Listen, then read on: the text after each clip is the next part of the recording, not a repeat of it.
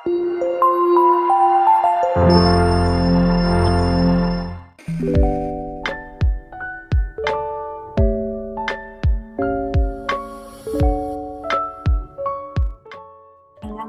warahmatullahi wabarakatuh. Selamat datang pada kelas Data Science pada materi Manajemen Proyek Data Science, submateri Manajemen Proyek. Bersama saya Diti Purnamasari, dosen Universitas Gunadarma. Manajemen proyek terdiri dari dua kata, manajemen dan proyek. Manajemen secara umum dapat diartikan sebagai suatu upaya untuk mencapai suatu tujuan dengan sumber daya seminimal atau seefisien mungkin. Sedangkan proyek dapat diartikan sebagai rencana pekerjaan dengan suatu target pencapaian tertentu yang diselesaikan dalam rentang waktu tertentu. Tujuan dari manajemen proyek adalah menyelesaikan tepat waktu, menjaga anggaran, menjaga kualitas, dan melancarkan pekerjaan proyek tersebut. Sasaran dari manajemen proyek adalah menyelesaikan dan mengembangkan proyek sesuai dengan anggaran dan tenggang waktu yang telah ditentukan, sekaligus dalam kualitas atau spesifikasi sesuai dengan yang telah disepakati di awal.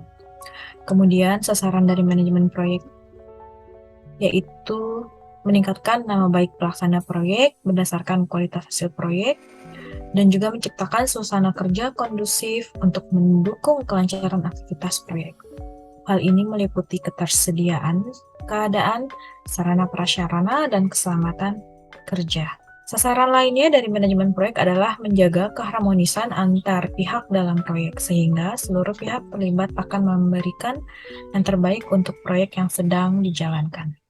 Yang termasuk dalam ruang lingkup manajemen proyek adalah waktu proyek dimulai, kemudian perencanaan lingkup proyek, pendefinisian ruang lingkup proyek, verifikasi proyek, dan kontrol ketika proyek sedang dijalankan. Berikut adalah contoh implementasi pengembangan sistem development life cycle dengan menggunakan metode agile, dimulai dari tahap konsep, kemudian inception, construction, dan iteration, kemudian melakukan release.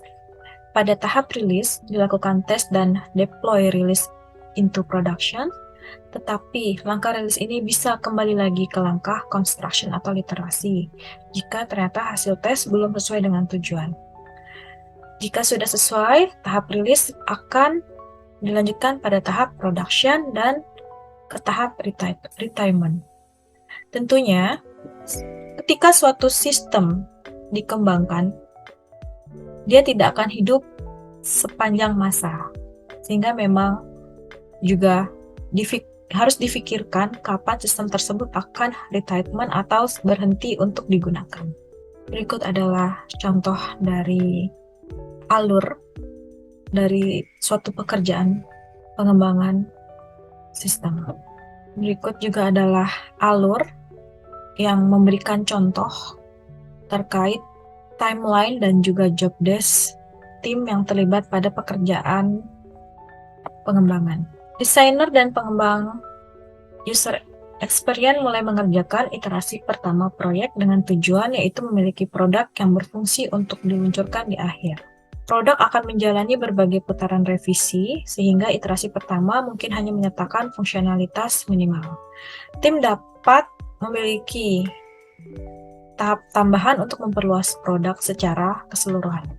Setelah selesai melakukan tahap dari pengembangan perangkat lunak atau software, maka akan dilakukan tahap uji sistem, akan melibatkan tim jaminan kualitas atau QA yang akan melakukan uji fungsionalitas, mendeteksi bug, dan juga mencatat kemenangan dan kerugian. Kemudian, mencari dan mengatasi setiap cacat produksi dan menyelesaikan sistem dan dokumentasi pengguna. Dalam tahap ini dapat digunakan tools visualisasi seperti diagram UML untuk mendemonstrasikan alur pengguna sehingga semua orang memahami bagaimana suatu sistem berfungsi dan bagaimana sistem dapat dibangun atau dikembangkan lebih lanjut lagi. Kemudian suatu sistem atau suatu aplikasi akan diproduksi berkelanjutan, dapat dikatakan sebagai rilis software. Fase ini adalah fase setelah melalui tahap testing yang sudah sesuai dengan tujuannya. Kemudian, langkah berikutnya adalah memikirkan retirement dari suatu sistem tersebut. Sekian penyampaian submateri terkait manajemen proyek.